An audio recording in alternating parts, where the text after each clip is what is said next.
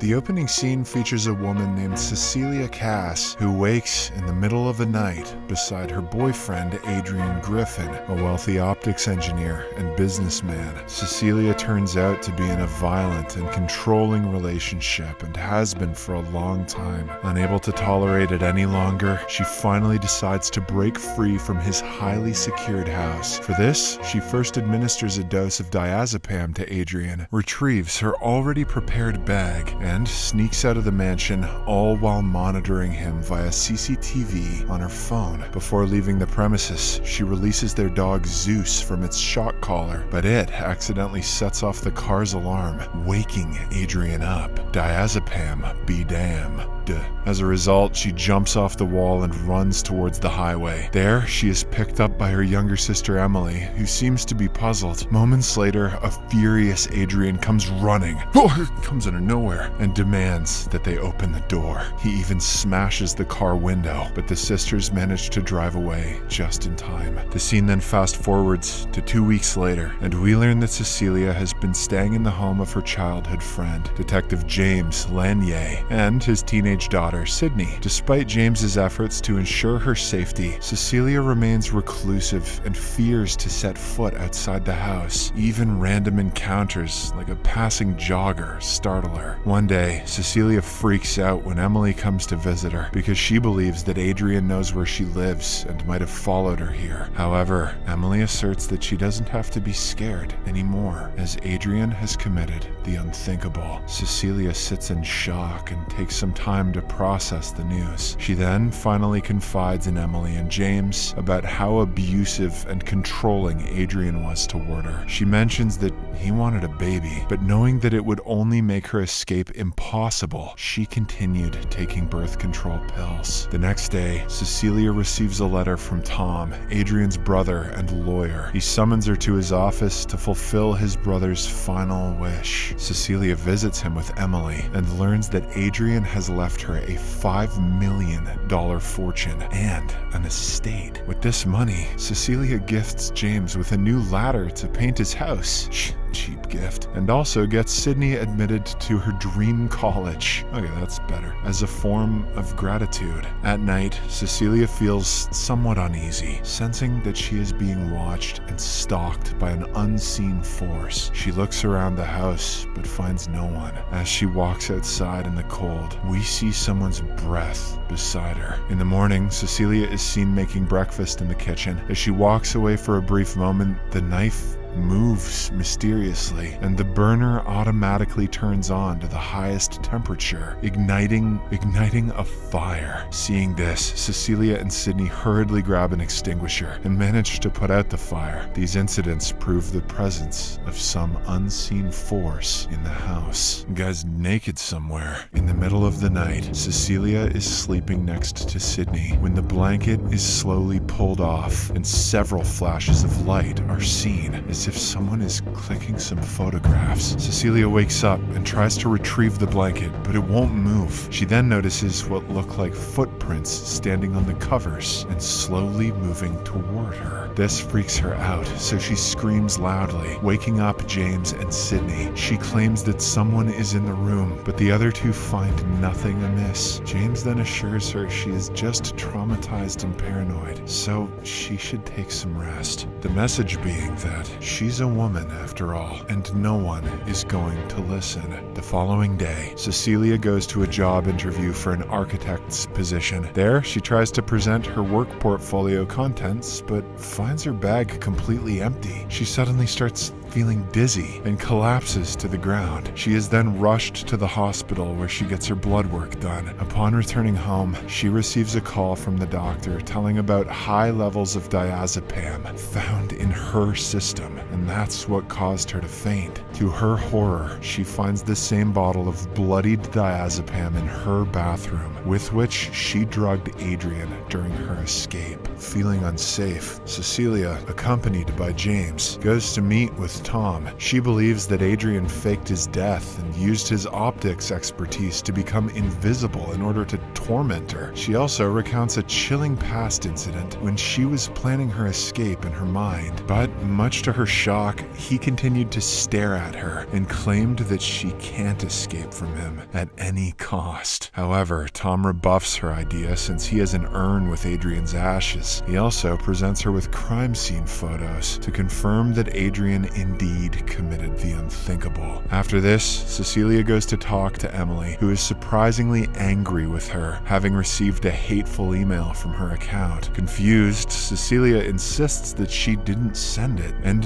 that Adrian is doing all of this. However, her sister does not believe her claim and shuts the door on her. Back home, Cecilia checks her email and discovers the message sent from her account, causing her to have an emotional breakdown. And the acting is really good. A short while later, Sydney walks in and tries to cheer her up. Right then, an unseen force strikes Sydney in the face, making her think that Cecilia did it. Terrified, the girl screams and summons her father. James is enraged at Cecilia, but he decides to take his daughter out of the house to a safer place at first. Now that she is alone at the house, Cecilia tries various tactics to catch the unseen figure whom she believes is Adrian. She spills coffee grounds on the floor and stays in the bedroom waiting for him. She should have said, "Marco." Not long after, she tries to call Adrian's cell phone and hears it vibrating in the attic. Climbing up, she finds her work portfolio and Adrian's phone with several photos of her asleep. At the same time, she receives a text message saying, "Surprise." In a state of panic, she dumps a bucket of paint down the attic trap door, and it surprisingly coats the invisible figure. "Ooh, my favorite color. You remembered, babe."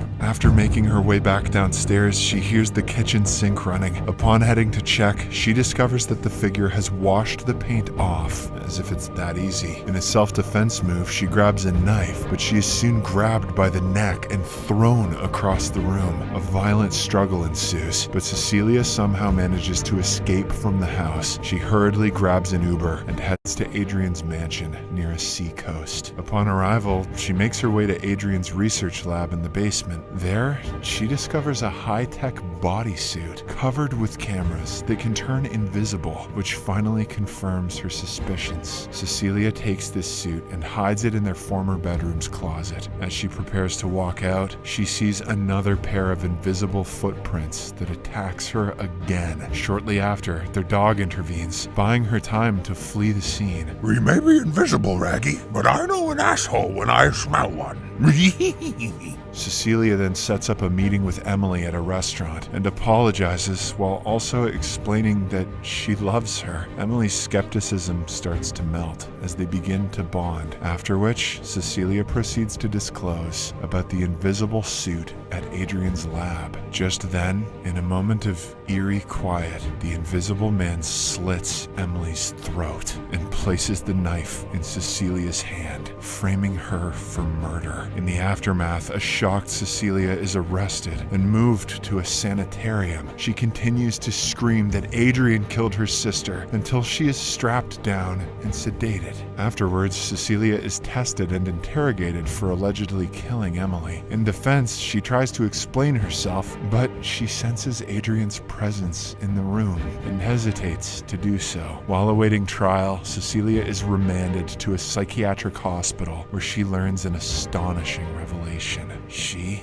is pregnant. She's going to give birth to a little invisible baby. A few days later, Tom comes to visit her and offers to get her charges dropped on one condition: give birth to the baby and return it to Adrian. Here, it is revealed that Tom helped stage his brother's death and was working with him the whole time. He further discloses that Adrian knew that she was taking birth control pills, so he swapped them with something else, which is how she got pregnant. Tom also says that she will lose the fortune and will be admitted permanently to this institution if she doesn't accept the deal. However, Cecilia, who is still devastated by her sister's death, turns him down. She throws Tom's belongings off the table, giving her a chance to steal one of his quill pens. Her master plan is to pretend that she's like Shakespeare. Later, in her room, Cecilia prepares to commit the unthinkable with the same pen. Oh, that's O. But the invisible man stops her. Turns out this was bait, and Cecilia uses this opportunity to stab him with the pen. This causes his suit to glitch, and for him to appear and disappear at random. Just then, a patrolling guard walks inside, only to be stunned by the glitching figure, who then beats him down. Cecilia tries to run as more guards come, but the invisible man incapacitates them all before escaping into the stormy night. Cecilia follows him to the parking lot, where she confronts him. In order to protect her unborn child, the invisible figure instead threatens to attack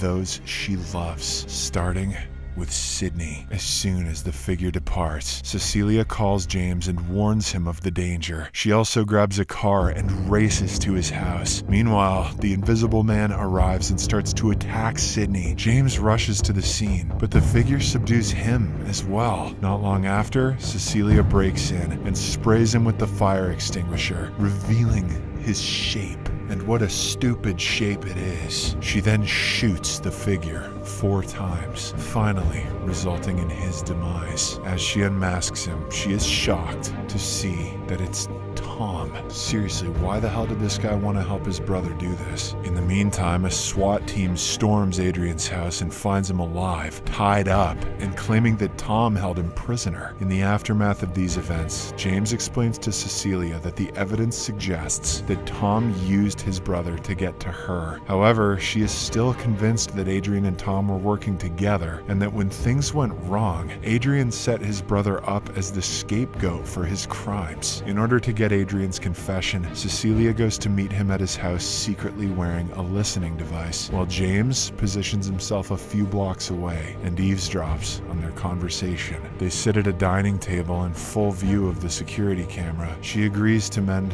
their relationship, but only if he confesses that he was the mastermind behind all of this. Adrian insists that Tom was responsible and claims that this experience changed his outlook on life and how he treated her. After Adrian says the word surprise, Cecilia excuses herself and heads to the washroom. He always used to say that word, she thinks, his favorite word in all the land. Meanwhile, Adrian senses something amiss when his head is suddenly jerked back and his throat is slashed. As a result, he collapses to the ground and starts bleeding heavily. Cecilia returns to the dining room and appears shocked. She instantly calls the police, reporting an apparent self-kill in a panicky tone. Out of the camera's sight, however, she coldly stares at a dying Adrian and taunts him, indicating that she had used the spare bodysuit to kill him. She then walks away from the scene, leaving him to die